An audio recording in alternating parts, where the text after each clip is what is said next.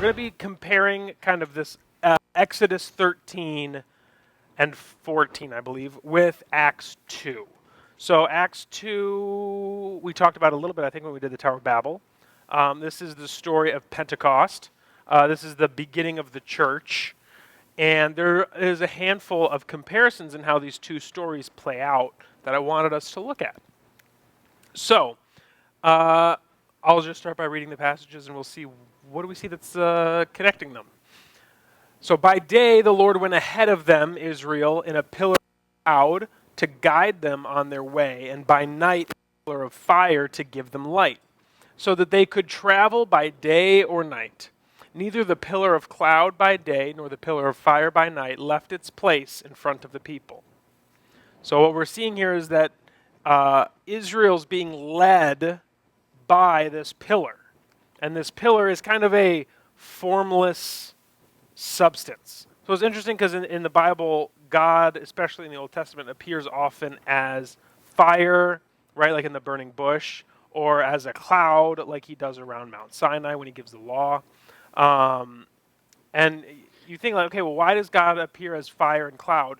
Imagine trying to draw God, if that's what he looks like. He's not really imageable. And so when we see that Jesus comes as the image of the invisible God, most of the way that God has tried identifying himself is in these ways that we can't really pin down and image well, which is just kind of an interesting thing. And that then in Acts 2, the Spirit comes down on the apostles, and this is how that happens. They saw what seemed to be tongues of fire that separated and came to rest on each of them, each of the apostles. So they've got these, it looks like a tongue that's on fire that's floating over their heads. Does anyone have a hard time imaging that? A little bit. Like, what does that look like? What does that mean?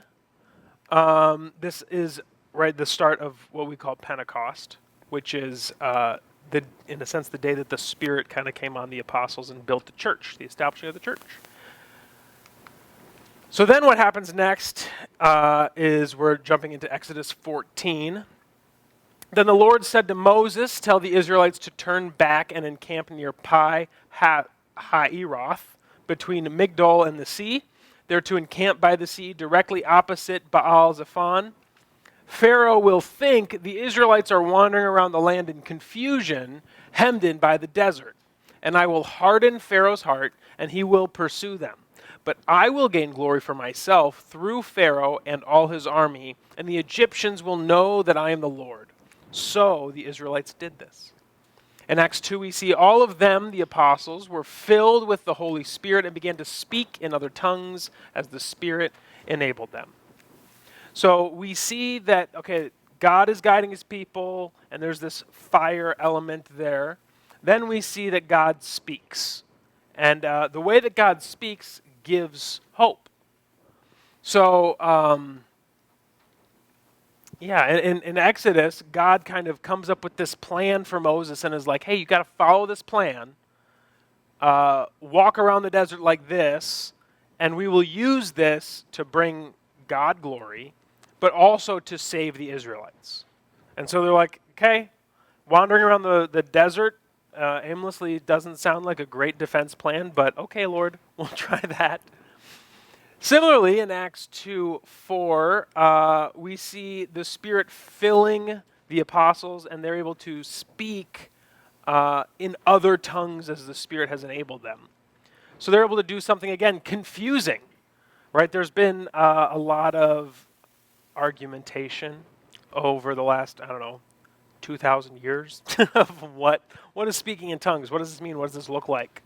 And this isn't the only text that it appears in, but this is the first one. And it says, well, they're just talking in other languages as God allows them to. Again, kind of a confusing thing, but that's how God is speaking, and his people are being faithful to follow. Are we tracking? Any questions, comments, concerns? Heresy? No. Okay, we're good. The fire looked like tongues because of this part of it? Because of Exodus?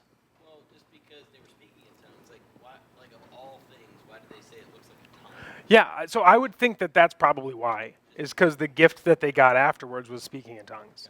So, From an image standpoint, that's probably what they use to kind of like make sense of it. 'Cause, yeah, probably. I mean, who would? That'd be kind of a weird thing to see, like a floating tongue. Yeah. There's no other time that you would see that, No. right? Right. So that's the thing is it makes me think of like in Exodus, you just have this like fire that's kind of guiding people. You have the burning bush that's like again, it's burning, it's not consumed. It feels like there's similar imagery that God uses to reveal himself to his people. But again, I'm like, I don't know if this looks like exactly like a tongue or not, or if it's just we're trying to make sense of what we saw and we're trying to explain it. Because this is Luke is writing Acts based off of kind of interviewing people who witnessed the stuff. And so someone trying to, like, I could see Luke sitting there with someone like, okay, so there was fire. What did it look like? It looked like a tongue, maybe? I don't know. Okay, I'll write that down. I could see that being. The fire's floating over their head. But it's floating over their heads, yeah. When they're getting let out of Egypt, it's a pillar going straight up to heaven. And it's floating over their heads. So God is in heaven. Now God is among us. Hmm. So it's more horizontal. Oh, I like that. Nothing authoritative at all, just my opinion. I will take your authority on it. Yes. I think the tongue required could just as much have been in the fire, because I think all they're just saying like we might say a blade of grass, because Sure. you know grass kind of looks like a knife to us, you know, or Yeah. or a exploded garlic. Yeah.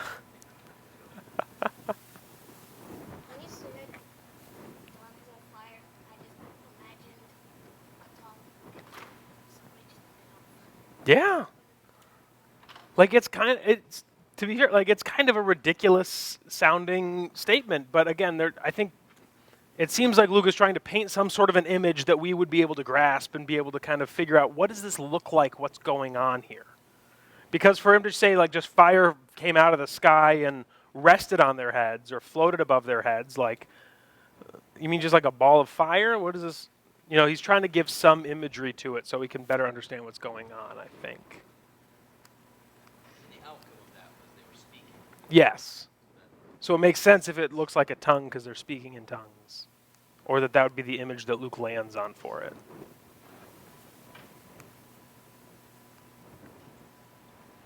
Good. Okay, so then after God speaks, God is heard. Makes sense. So when the king of Egypt was told that the people had fled, Pharaoh and his officials changed their minds about them, about letting them go, and said, "What have we done? We've let the Israelites go and have lost their services." So he and his chariot made ready and took his army with him. He took 600 of the best chariots, along with all the other chariots of Egypt, with officers over all of them. And the Lord hardened the heart of Pharaoh, the king of Egypt, so that he pursued the Israelites who were marching out boldly.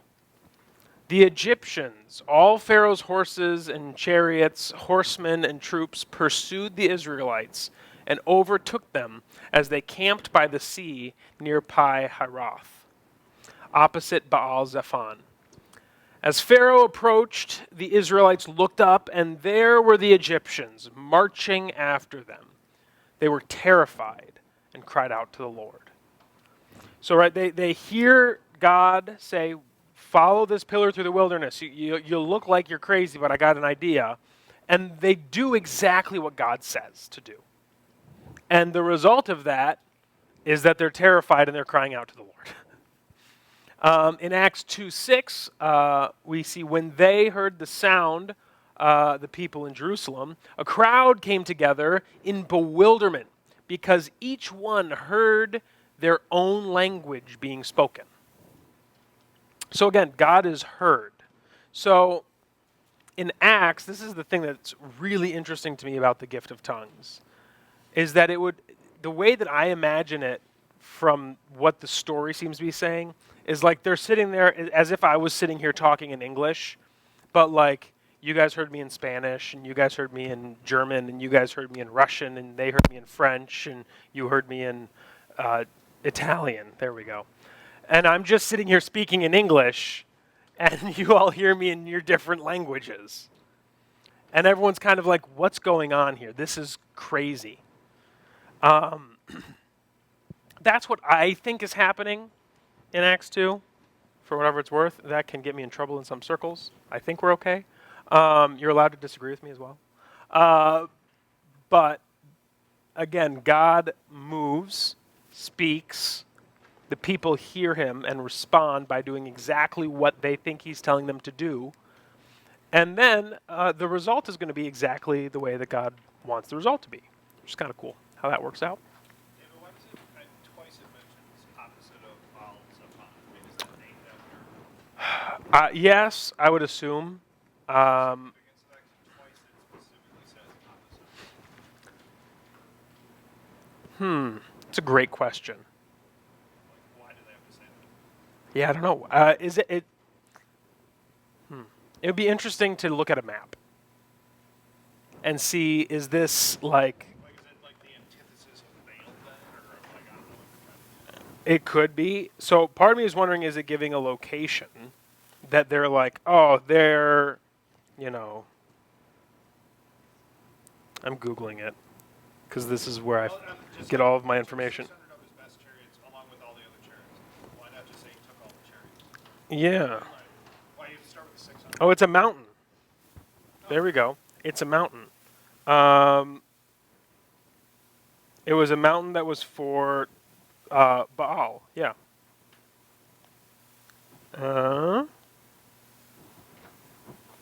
And its importance and location. It's in the north. So I want to know where it's located, though. Where? There we go.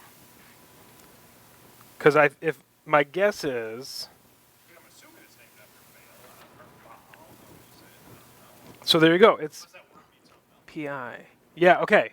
So this is horrible. It's across from the Red Sea from the other place. So Gathered that. right.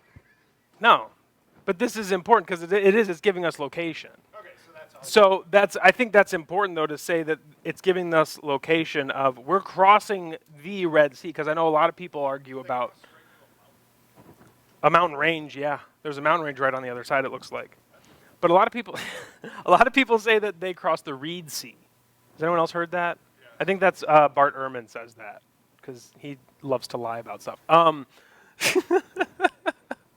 Sorry. Not sorry. We both went to Moody. So they're crossing the Red Sea, and it's giving us location for that. And it also is interesting because it looks like they're then crossing back into like the Canaanite god's territory. That, okay, well, yeah, Baal is a Canaanite god, and so we're leaving Egypt, we're going back towards Canaan. So there's directional importance maybe too. The things you learn on Google. Wow. Yeah, it's not all true, but there was a map. All right. It could say that too. All right, let's see what happens next.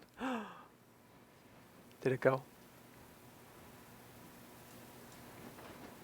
Did it go? Yeah. No. There we go. That's it. I was confused. I'm less confused now. So then the next thing that happens is the Spirit protects. So then the angel of God, who had been traveling in front of Israel's army, withdrew and went behind them. The pillar of cloud also moved from in front and stood behind them, coming between the armies of Egypt and Israel. Throughout the night, the cloud brought darkness to the one side and light to the other, so neither went near the other all night long. So what's happening here is that God is leading Israel as a pillar of fire and a pillar of cloud. But then what happens, it looks like they both kind of move behind the army. So it seems like there's this cloud that's keeping Egypt's army in the dark, like a wall of cloud almost, and then a wall of fire on the other side that's lighting up where Israel's camping. And that God is using this big wall of fire and smoke to protect Israel from the army. Does that make sense? It's a little confusing, but I think it makes sense. Acts 2, then Peter stood up with the 11, raised his voice and addressed the crowd. Fellow Jews and all you who live in Jerusalem, let me explain this to you. Listen carefully to what I say. Right, so Peter stands up and teaches in the power of the Spirit. And we wind up seeing that, 5,000 people get saved? I think that's right. Sounds like the right math. Yeah, so God protects his people. So even though he's put them in a somewhat dangerous situation, for sure Israel's in a much more dangerous situation, but the apostles are also kind of seeing that, well, they just killed Jesus, and if we are identifying with Jesus now, that puts us in danger. And the Spirit gives them protection. Good, moving on. All right, then there's confusion and unity. So, Exodus 14, then Moses stretched out his hand over the sea, and all that night the Lord drove the sea back with a strong east wind and turned it into dry land. The waters were divided, and the Israelites went through the sea on dry ground with a wall of water on the right and their left. The Egyptians pursued them, and all Pharaoh's horses and chariots and horsemen followed them into the sea. During the last watch of the night, the Lord looked down from the pillar of fire and cloud, at the Egyptian army and threw it into confusion. He jammed the wheels of their chariots so that they had difficulty driving, and the Egyptians said, "Let's get away from the Israelites. The Lord is fighting for them against Egypt." And then in Acts 2, those who accepted the message were baptized. About 3,000, that's it, 3,000 were added to their number that day. I was off on my number by 2,000. Sorry. So what we see is there's the confusion that takes place with kind of the people who are working against God, right? We see the Egyptians get kind of attacked, if you will, by God, right? Their wheels are jammed. They can't really make any progress. They're stuck. And they're like, okay, God must be fighting for them because we can't make any advance on them. We're never going to get them back. In Acts, you see a lot of people throw back at the apostles, oh, they must just be drunk. Like they're just babbling and no one can understand what they're saying. Nothing's going on here. Trying to dismiss it, work against them, because they're operating out of confusion in what's actually going on. But out of that, you also see the unity of God's people going through safely. They're on the dry ground, going through the water. In Acts 2, you see God's people getting saved through the baptism in water. Yeah.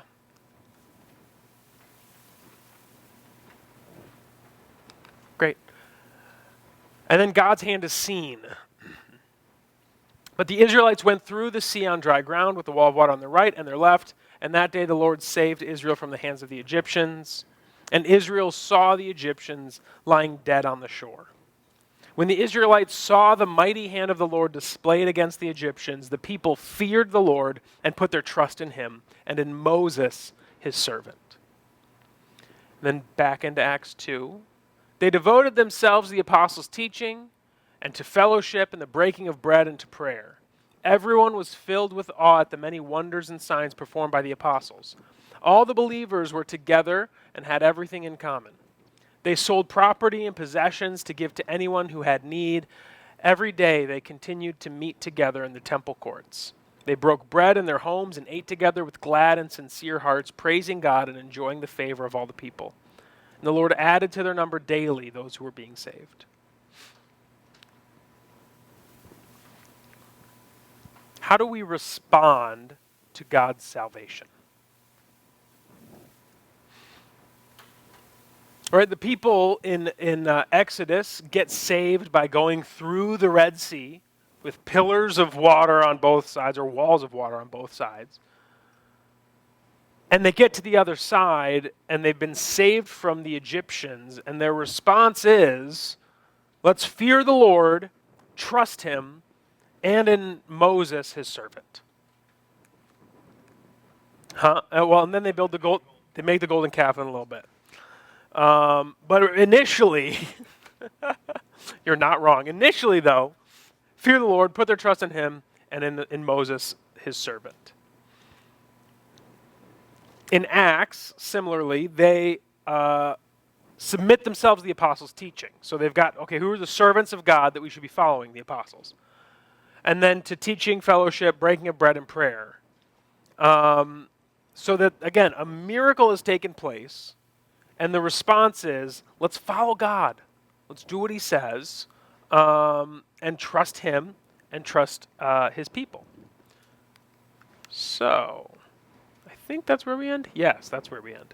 So, there's kind of, again, some parallels between the two stories that were very interesting to me. And hopefully were interesting to you as well, to see that God is consistently telling these stories of how He can save His people.